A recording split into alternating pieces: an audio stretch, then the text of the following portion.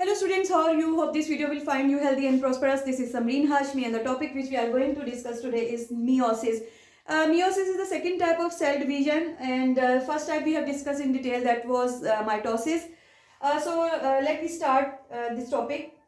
Meiosis basically जो है वो अकर करती है, डिफर करती है माइटोसिस से बहुत से वेज में, और जब ये हम डिफरेंस डिस्कस करेंगे तो फिर डिटेल में इस चीज़ को डिस्कस करेंगे. बट माइटोसिस से ये डिफर करती है इन सर्टन वेज कि माइटोसिस जो है वो सोमेटिक सेल्स में होती है. Somatic cells means body cells, लेकिन मियोसिस जो है वो जस्ट सेक्स ऑर्गन्स में होती है. उसको हम गोनेट्स भी बोलते हैं, and that are testis in male and ovaries in female. और मियोसिस जस्ट प्लांट्स और एनिमल्स में सिर्फ उस वक्त होती है जब गैमेट फॉर्मेशन होनी हो या सेक्स सेल्स फॉर्मेशन होनी हो, that are definitely sperms in male and ovum और ova in female. So meiosis का सबसे मेन करेक्टरिस्टिक ये है कि एक सेल जो है उससे एक पेरेंट सेल से 4 डॉटर सेल्स बनते हैं. एक पेरेंट सेल से 4 डॉटर सेल्स बनते हैं. This is the main characteristic of meiosis. More over meiosis में जो नंबर ऑफ क्रोमोसोम्स है, फॉर एग्जांपल मियोसिस हमेशा डिप्लॉयड सेल्स में होती है, मियोसिस हैप्लॉयड सेल्स में नहीं होती. और मियोसिस जो है उसमें हमेशा जो डिप्लॉयड सेल्स होते हैं, diploid cells mean cells having complete set of chromosomes, वो 4 डॉटर सेल्स बनाते हैं with half number of chromosomes.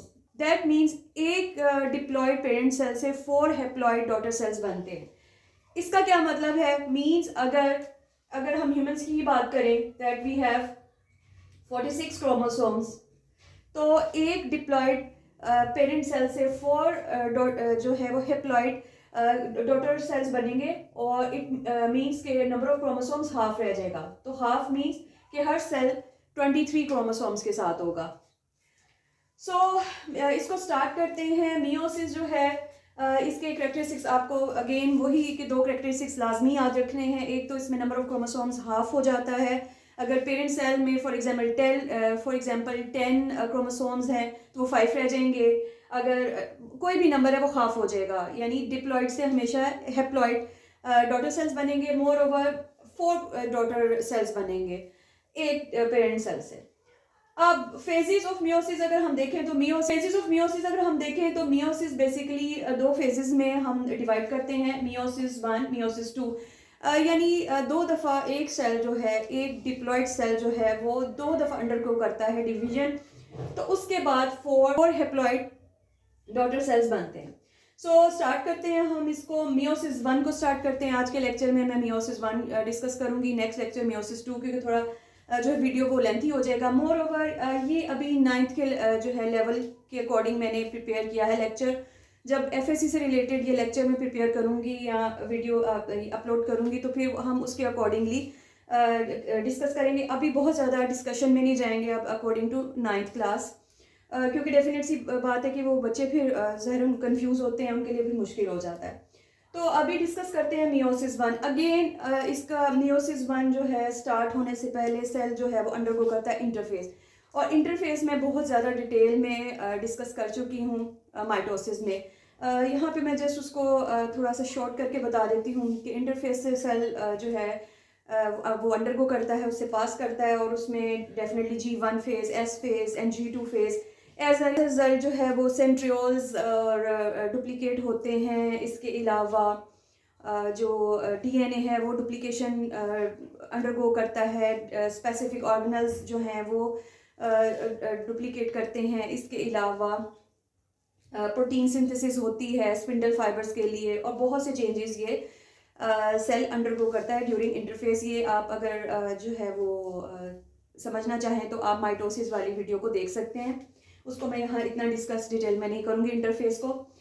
अच्छा, अब हम स्टार्ट करते हैं मियोसिस 1 से. मियोसिस 1 का अगर हम उसको अगेन डिवाइड किया गया prophase 1, metaphase 1, anaphase 1 and telophase 1 in 4 phases में.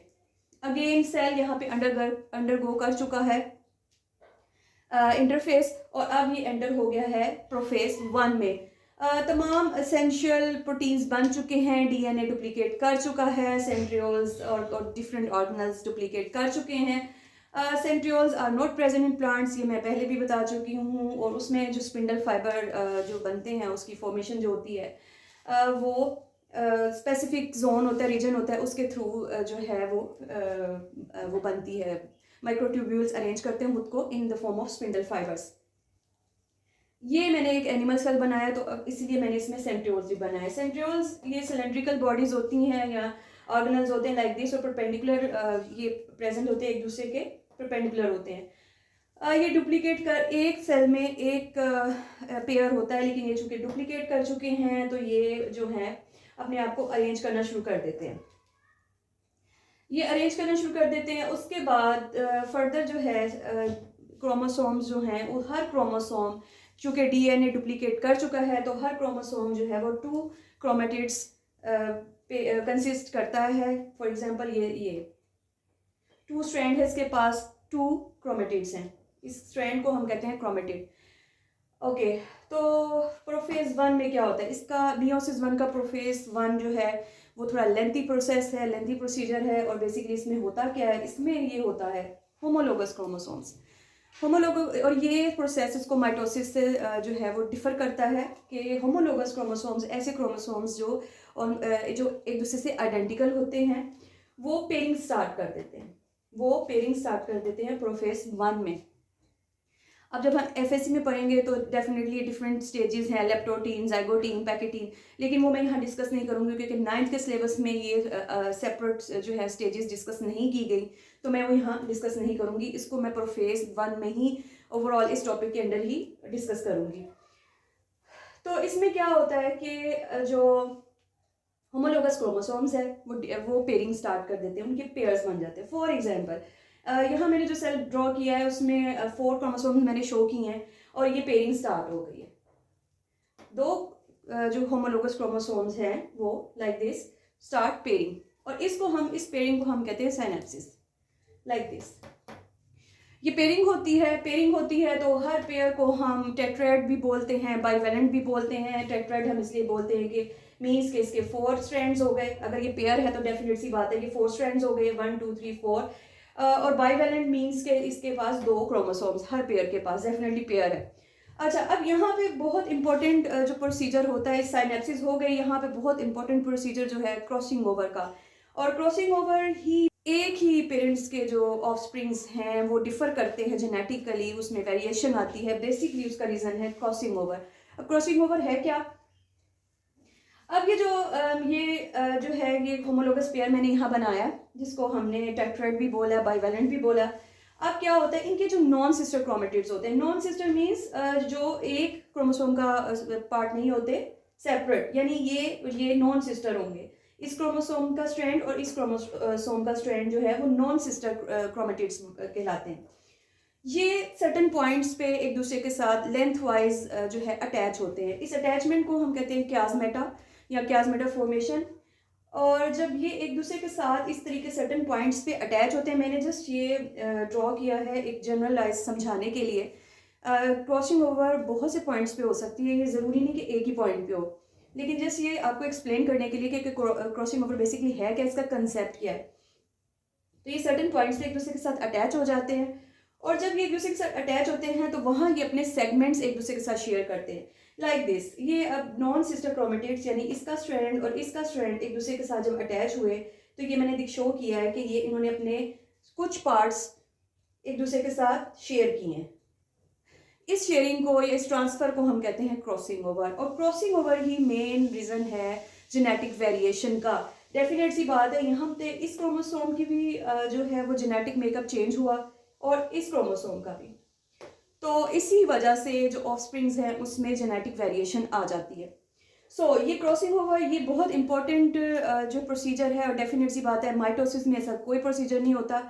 सो यहाँ पे भी ये पॉइंट्स आपने नोट करते जाना है, दो कि मैं एक टॉपिक बनाऊंगी difference of meiosis and mitosis का, लेकिन आपने यहाँ पे भी ये नोट करते जाना है। फर्स्ट मैंने आपको बता दिया कि मियोसिस जो है वो जस्ट सेक्स ऑर्गन्स में होती है, सिर्फ और सिर्फ उस वक्त होती है जब सेक्स सेल्स प्रोड्यूस करने होते हैं, but mitosis through out the body somatic cells में होती रहती है।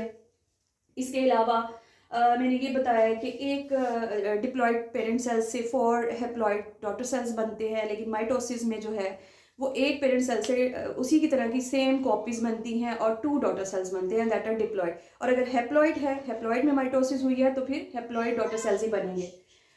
उसके बाद जो ये डिफर करता है, इसमें डिफर करता है ये होमोलोगस पेयरिंग जो है, या ये साइनेप्सिस माइटोसिस में नहीं होती, क्रॉसिंग ओवर माइटोसिस में नहीं होती, that is the characteristics of only meiosis.